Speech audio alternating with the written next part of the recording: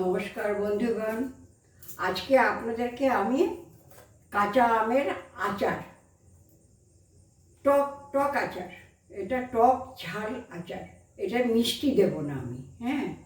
এর মধ্যে কী কী পড়বে, এই আমটাকে, এটাকে আমরা বলি ঝিরি আমের আচার।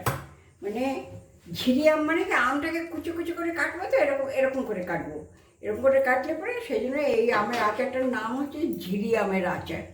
এই আচারের জন্য লাগবে কয়েক কোয়া রসুন।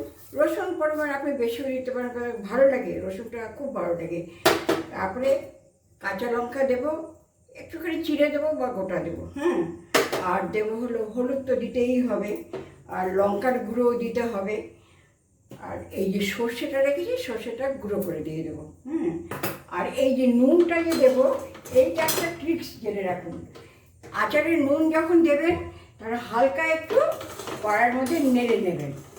কারণ হলো নুনের মধ্যে একটু জলীয় বাষ্প থাকে, জল জাতীয় জিনিস থাকে, সেই ময়েশ্চারটা আপনার দূর হয়ে যাবে, তো আচারটা নষ্ট হওয়ার ভয় থাকবে না। ওই জন্য আমি সবসময় নুনটাকে একটুখানি হালকা সেঁকে নিয়ে তারপরে দিই। এর মধ্যে তেল দেবো। তেলটা আমি কি করব, গরম করব।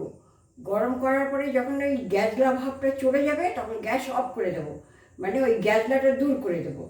তারপরে যখন ঠান্ডা হবে, তখন আমের সঙ্গে আমি মিশিয়ে দেবো। সব একটার পর একটা আপনাদের স্টেপ বাই স্টেপ আপনাদেরকে বুঝিয়ে দেবো। আমি আগে সব বলে রাখলাম, কারণ আমি অনেক সময় ভুলে যাই, সেজন্য আগে থেকে সব বলে রাখলাম। আর তেলটা গরম করে দিলে, ওই গ্যাসলাটা সরিয়ে দিলে, ওই তেল কোনো যেন তেল কাজটা যে বলে না, একটা তেলের একটা গন্ধ হয়ে যায়, পুরনো হয়ে গেলে আচার যতদিনই থাক আপনার তেলের কোনো গন্ধ বেরোবে না। সেই জন্য তেলটা গরম করে, ওই গ্যাসলা সরিয়ে তেলটা গরম করে দেওয়া হয়। কাঁচা তেল দিলে পরে কিছুদিন পরে একটা কেরকম আস্তে আস্তে গন্ধ হয়ে যায়, সেটা হবে না। তা আমি এখন আমগুলো ঝিরিঝিরি করে কেটে নিই, যেহেতু এটা ঝিরি আমের আচার, তাই জন্য আমি বললাম ঝিরিঝিরি করে কেটে নিই। এই কাপের 1 কাপ তেল আমি কড়াইতে ঢেলে দিলাম। এটা গরম হয়ে এর গ্যাসটা যখন চলে যাবে, তখন গ্যাসটা অফ করে দেবো। তো ঠান্ডা হলে তখন আমি এই আমের মধ্যে ঢালবো। এই দেখুন, তেলের যে একটা গ্যাসলা মতন ভাব, সেটা দূর হয়ে গেল। আপনাদের সামনে এনে দেখাচ্ছি আমি। দেখুন, তেলে যে একটা হয় না, সাদা সাদা গ্যাসলা বেরোয়, সেই গ্যাসলাটা হয়ে গেল। এইবার এটা ঠান্ডা হলে আমি ওই আমের আচারের মধ্যে দিয়ে দেবো। শুকনো লঙ্কা একটা, আর হলো 5 ফোড়ন, তার সঙ্গে হিং আছে, এটা একটুখানি ভেজে গুঁড়ো করে রাখবো। 1 টিস্পুন জোয়ান দিয়ে দিলাম আমি। জোয়ানটা দিলে কি হজমটা ভালো হবে, আর খেতেও ভালো লাগে। এটাকে আমি গুঁড়ো করে দিয়ে দেবো। এটা ভাজা হয়ে গেল। এটার মধ্যে আমি নুন দিয়ে দেবো।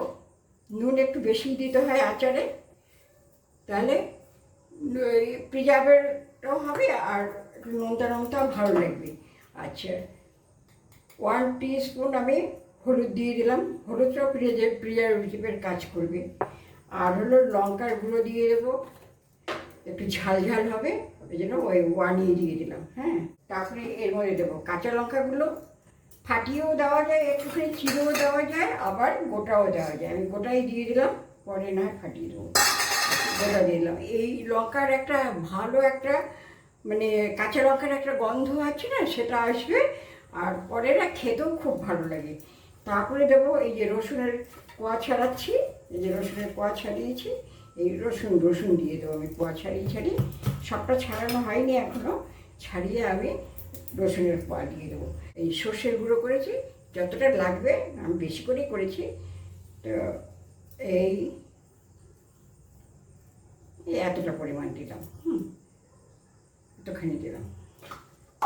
এই ভাজা মশলাটা খুব মিহি করলাম না, একটু খিচখিচ রাখলাম, দিয়ে দিলাম। এই আমার তেল ঠান্ডা হয়ে গেছে। এই যে হাত দিয়ে, যে আঙুল দিয়েও আমি দেখিয়ে দিলাম আপনাদের, একদম ঠান্ডা হয়ে গেছে। এইবার আমি এটার মধ্যে ঢেলে দেবো। আচারে সবসময় তেল দিতে হবে ডুবু ডুবু, যেন আচার নিচে থাকবে, তেল উপরে থাকবে, তাহলে অনেক দিন ভালো থাকে। এখন যদি আমার এটাকে না কুলায় আমি আবার গরম করে ঠান্ডা করে দিয়ে দেবো।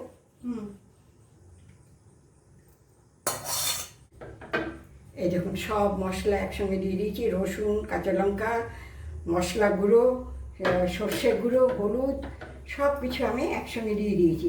এবার তেলটা দিয়ে ভালো করে মাখিয়ে সারা রাত আমি ঢাকা দিয়ে রেখে দেবো।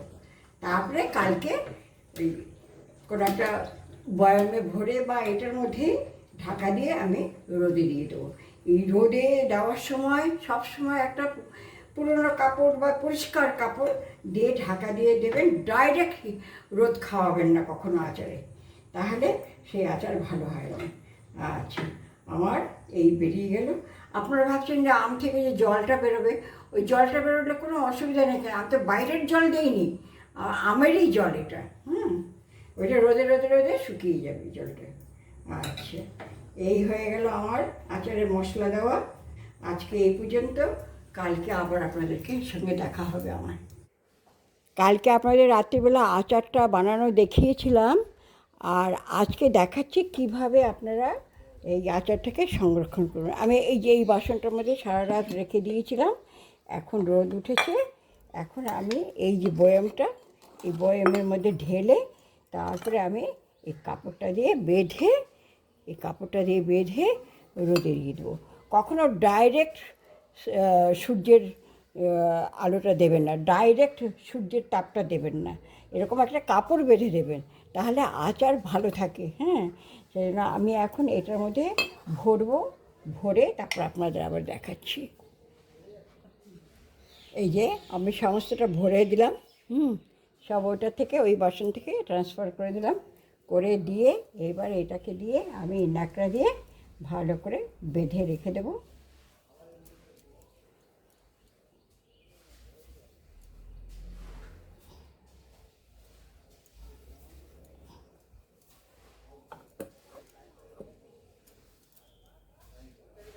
একটা গার্ডার লাগিয়ে দেবো এখানটায়, এইরকম ভালো করে বেঁধে রেখে দেবো।